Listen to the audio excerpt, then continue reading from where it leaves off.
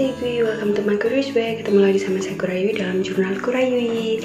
Apa kabarnya hari ini? Semoga kita semua selalu dalam lindungan Tuhan Yang Maha Esa, diberi kelimpahan berkah berupa kesehatan dan kebahagiaan. Amin.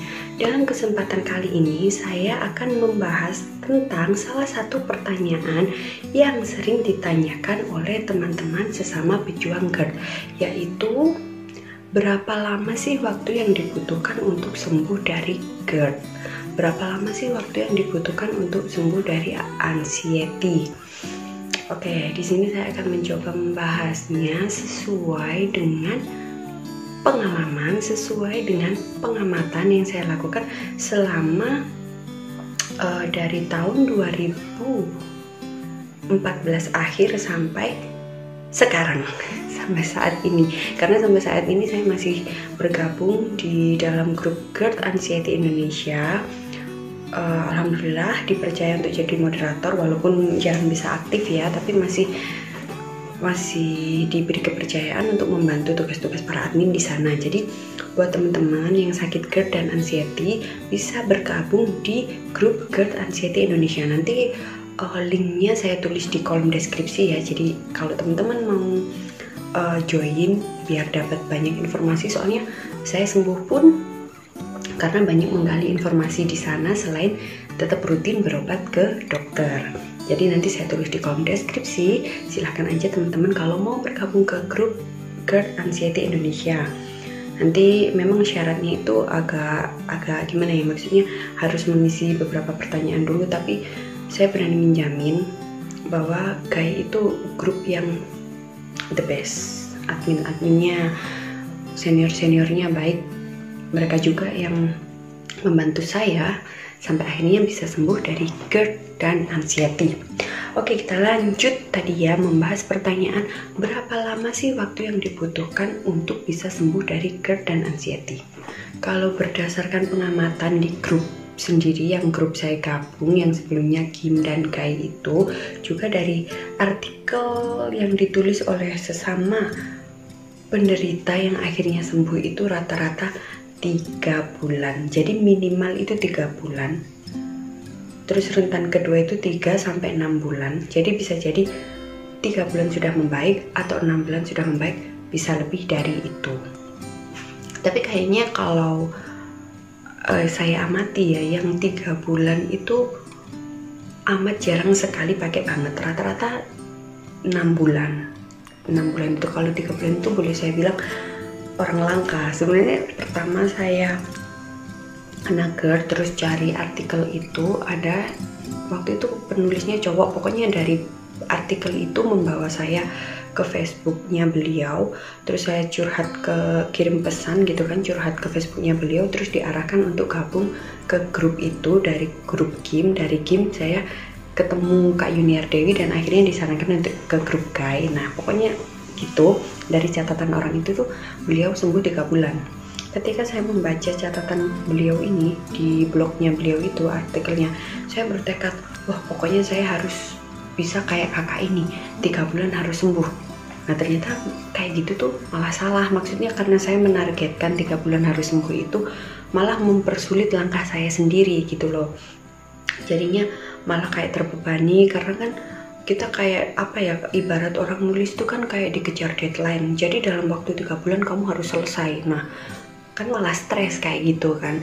Ternyata saya termasuk golongan yang 6 bulan baru membaik, bukan yang 3 bulan udah membaik kayak gitu. Soalnya kalau dari pengamatan saya kayaknya itu amat sangat jarang banget gitu loh yang 3 bulan itu bisa langsung bener-bener merasakan baik gitu. Saya aja 6 bulan itu untuk fase awalnya itu yang nggak langsung membaik. Jadi setelah 6 bulan itu kadang masih, kalau salah makan masih nggak karu-karuan, telat makan nggak karu-karuan, dan sensasi keliengan itu masih nemplok di, walaupun udah 6 bulan itu. Dan kalau boleh jujur, total saya sampai merasakan benar-benar membaik itu adalah 2 tahun. Tapi jangan jadikan patokan ya teman-teman. Tiap orang itu beda. Ada yang 3 bulan udah membaik, bisa aktivitas gitu kan. Saya dulu 6 bulan baru bisa aktivitas itu pun nggak bisa full. Jadi setelah 6 bulan itu bisa balik kerja, tapi cuman setengah hari. Jadi jam 12 sudah balik pulang, harus ngasuh kayak gitu. Baru 2 tahun itu benar-benar bisa kayak, kalau dibilang bisa kayak dulu lagi itu nggak bisa. Jujur di sini nggak bisa, karena kita tuh jadi punya batasan gitu. Misalnya kalau saya 8 jam bekerja itu udah harus istirahat. Barang 15 menit atau setengah jam tuh harus istirahat dulu. Kalau nggak gitu kepala udah pusing dan badan tuh nggak karu-karuan. Jadi nggak bisa. Kalau misalnya kita dulu sebelum sakit itu bisa kerja sampai misalnya 15 jam gitu ya. Saya dulu kan kerja di toko 15 jam. Terus malamnya masih begadang lagi, tidur cuman 3 jam tuh masih bisa sebelum kena GERD. Pasca kena GERD itu udah nggak bisa kayak gitu. Tapi kualitas hidup tuh jadi lebih baik gitu loh. Jadi paham nggak perbedaannya? Walaupun nggak bisa seperti dulu, tapi pasca GERD ini kayak tubuh tuh selain metabolismenya jadi lebih baik, kualitas hidupnya pun jadi lebih baik. Jadi seperti itu, jadi lebih teratur gitu loh. Jadi kalau teman-teman mengharapkan bisa kayak dulu lagi tuh nggak bisa. Dan ya emang nggak bisa, rata-rata di grup juga gitu. Apalagi kalau yang GERD aja sih masih mungkin, kalau kumatnya paling ya kalau telat makan, salah makan gitu ya. Tapi kalau yang ada anxiety ini yang lebih susah kayak gitu. Sempet kemarin ada yang tanya kayak gini, Kak, selama kamu proses penyembuhan dulu itu kan ada anxiety ya, itu sering cemas nggak? Ya, sering banget. Waktu masih proses penyembuhan itu sering banget gitu. Terus kalau sekarang kan kakak udah membaik, udah bisa makan sembarang, bisa kemana-mana, itu apa masih sering ada kecemasan juga ya? Iya, pokoknya kalau ada pemicunya, kalau saya loh ya, kalau ada pemicunya itu biasanya masih sering kena serangan panik. Tapi di sini kan karena kita udah istilahnya, kalau kata Nona itu bersahabatlah dengan si anxiety ini ya. Jadinya udah kayak, oh ya aku ini kena serangan panik, jadi sebentar lagi udah fine. Setelah aku atur napas, menenangkan diri, udah fine. Jadi udah istilahnya paham gitu loh sama kondisi. Jadi kalau teman-teman mengharapnya kayak bisa kayak dulu lagi, itu nggak bisa. Tapi kita bisa membaik gitu, kualitas hidup, terus tubuh juga jadi lebih baik. Itu biasanya seperti itu, kebanyakan seperti itu kalau orang habis kena GERD. Nah, jadi yang penting ini aja sih, terserah teman-teman metodenya apa ya. Kalau saya dulu itu rutin berobat ke dokter dan konsisten 3P, sama itu kan pokoknya rubah pola pikir, pola hidup, pola makan itu, sama tetap rutin berobat ke dokter. Dan jangan ditargetkan, karena langkah awal saya dulu tuh salah dengan menargetkan saya harus sembuh 3 bulan. Itu yang bikin saya akhirnya malah tambah down. Jangan ditargetnya, pokoknya jangan ditargetkan, ikuti aja alurnya. Karena nanti fasenya itu ya rata-rata seperti itu. Misalnya kalau 3 bulan pertama itu fase yang paling menderita. Kita tuh ribuan sensasi ngumpul itu di 1 bulan sampai 3 bulan pertama. Nanti kalau kita konsisten, kalau kita rutin berobat ke dokter, manut apa kata dokter gitu ya, nggak belanja dokter. Maksudnya baru 2 minggu berobat ke dokter ini merasa nggak cocok, pindah ke dokter lain gitu kan susah. Ini tanganku kenapa gini? Itu kan susah.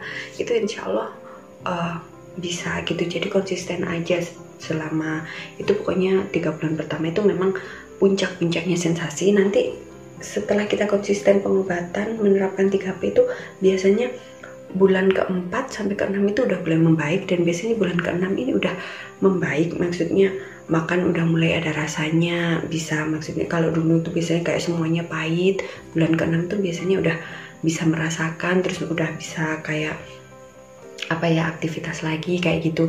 Nanti secara bertahap gitu loh. Jadi GERD itu nggak bisa yang kalau misalnya kita kayak flu itu kan kita 3 hari berobat, seminggu udah sembuh gitu kan ya. Kalau GERD itu nggak bisa, jadi ada tahapan, ada step-stepnya. Terlebih kalau ada anxiety itu yang rada susah karena urusannya sama psikis itu lebih sulit daripada fisik. gitu ya. Jadi kayak gitu.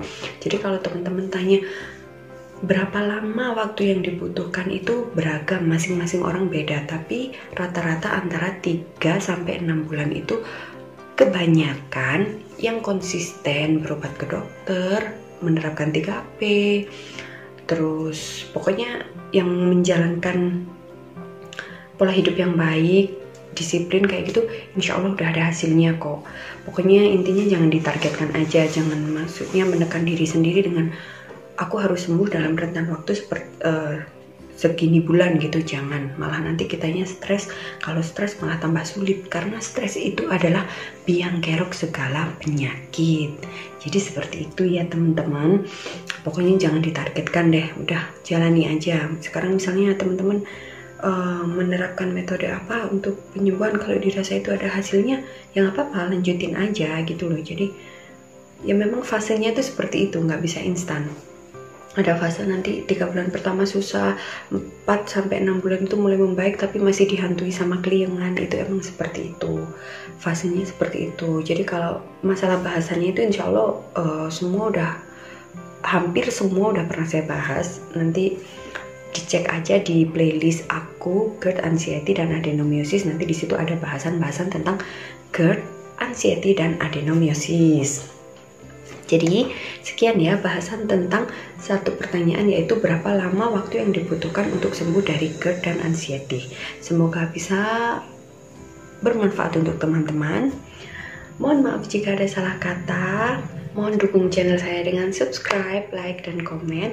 Bagikan jika dirasa video ini bermanfaat, siapa tahu ada orang-orang di sekitar teman-teman Sikwi yang membutuhkan.